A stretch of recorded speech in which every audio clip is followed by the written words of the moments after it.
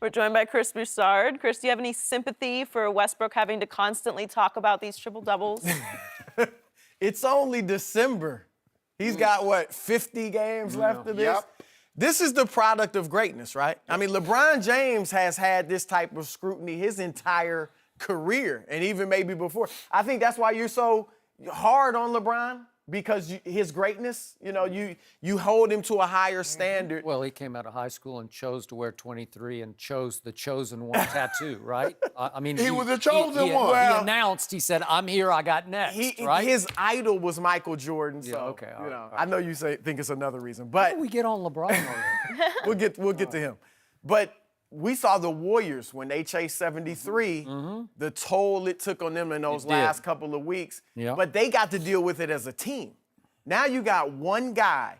And remember, his whole career, he's had Kevin Durant there. So he's not only been the second guy on That's the a good court, point. Yep. but he's also to the media. You're the second guy we go to. So Durant's kind of had to carry that load. I get it. I mean, it's tough. Oscar Robertson didn't have to deal with this when he went through his triple-double. But that's the product of greatness. I think the question going forward, maybe the concern for Oklahoma City, is after 2 or 3 years of this, whether it's the triple-double or not, just him having to deal with all the load of carrying this team with the media, will he get tired of it and feel like, now I can appreciate now why you want 2 or 3 stars on your team. LeBron in Cleveland, his first go-round, got tired of just carrying that load all by himself.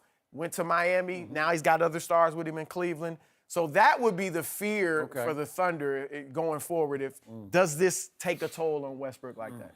Well, you see, I took the tie off. I got tired of fidgeting with it. I like that look. I liked it, man. I like That's just sharp. even that bow tie. You like That is sharp. Yeah, Skip likes my look now. No, I don't have any sympathy for him. As you mentioned, LeBron James has been going through this since high school. Every day, if he scores 50 and they lose, what happened, LeBron? If he gets a triple-double, they win, can you keep this going? Bron has always had to deal with this. And somehow, Bron is like, hey, trying to win. Now, all of a sudden, when he was getting these praises for these triple-doubles, and he kind of wanted this, he wasn't disappointed that Kevin Durant left. Chris, you know that. It was the same way when Kobe got rid of Shaq. Now I get an opportunity to show you what I can really, really do. Now he's getting an opportunity, and triple-doubles happening every night. And I told you, if he doesn't get that, they have no chance of winning. And even when he gets the triple-doubles, the best he could possibly hope for, the 7th and the 8th seeds, Chris. You think he's going to be – Utah is for real. Utah is for real. I like Utah. Watched that game last night. But they could get 4th. They could. I'm not saying they will, but I think they should hope for 4th. I think that. I mean, who of those teams? Memphis. They can't play with Memphis. They can't play with Utah. They can't play with Portland or Houston. You know what I used to hope, Chris? That Santa would bring me a train set. He ain't never bring me no train set. They got a chance at the train set? 4th seed. I do. They got a chance at the 4th seed. Okay, I'll get you a train set. Golden State. Let's see. Golden State, San Antonio, Houston. You got the Houston against Let's get this above back the on Clippers. top. Go ahead, Skip. All right. Thank you. Oh, you already know. That's Skip's guy. Russell Westbrook has arrived on this show because he has now joined the conversation with one LeBron James, right? I'm shocked by this. We have elevated Russell into the LeBron conversation, just for the record, okay? Now, let me tell He you. is the MVP right now. all right. Well, that's fading, though. That's starting to fade I already. don't know about that. Oh, yeah. Here's what, to quote Russell, gets on my nerves. The way the Oklahoma City organization teaches its players to deal with the media. And you've been through this because you've been there and done all that. But they are taught this childish behavior of you use the media when you win and you play great. You bask in the glory of the media, and you'll stand for maybe 6 minutes as opposed to 4 minutes, and let them have their 6 minutes instead of their 2 minutes after you lose, whatever. But if you lose and you play poorly, then you blame the media around. How dare you ask me those questions? You're getting on my nerves.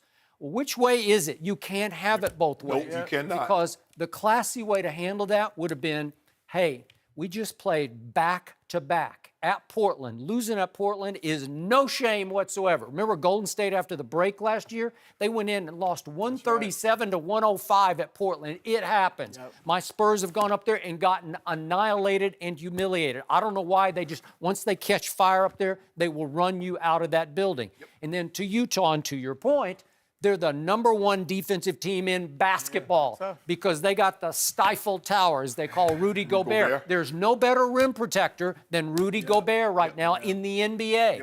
And what does Russell do? He attacks the rim. And half the time, I did not stay up to watch all of this game. I saw the first of it. But the point was, every time he's attacking the glass, that long arm of the law is up there, and he's doing this and he's doing that because he's 6'3", and he can skydive up there, but still. How many times did you see him turn the ball over? Then he try to force it to Adams? Okay. So it's the wrong place, the wrong time, back to back. And does anybody expend more energy in basketball games than Russell Westbrook? No. So if you ask him to get his butt kicked in Portland and then turn right around and play the #1 defensive team in Utah the next night, he's probably going to have a hard time. And he had a really hard time. He's still averaging a triple-double, and I still believe he will continue to do so. But the classy way to handle that would be to say, you know what? We got beat by 2 really good teams, and in their places, back to back. That's the way to handle that. But Russell hasn't been taught those manners with the media. No, there's no question about that. Can I ask you a question?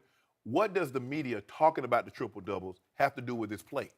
If he just goes out there and plays like he plays, what does them talking to him about it before or after the game have to do with your play? You play your game. If you get the triple-double, you get the triple-double. You talk about it. If you don't, you still talk about it. Yep. That shouldn't be the impetus of how we didn't play good, so it was because we keep talking about the triple-doubles. Yep. Just think if Bron, every time he had a bad game, it was because of, you the chosen one, or, you came back for this. You can't. Well, I think if you're into that social media game, and I mean, everybody's talking about it on TV all day, on the radio all day. It's it's all over the place. Now is he a top 5 player? Like LeBron, one of the smartest things he's done in his career. When it comes playoff time, I'm off social media. He's not watching TV. Yep. He's watching movies. He's not watching. You have to know who you are as a person. Right. Some people can handle that and even get fueled by it. Right. Others, it weighs on you. Right. So you have to know who you are as a person. I give Russell, he was smiling at least. His body language was not bad when he answered. It wasn't like he was growling at the media like, man, I'm tired of this triple-double talking. So maybe he looked like he said it in maybe a lighthearted way. I hope. No. But because he's got a long way to go. He's got a long way to go. And I love your point. You're right. He's going solo now in that locker room.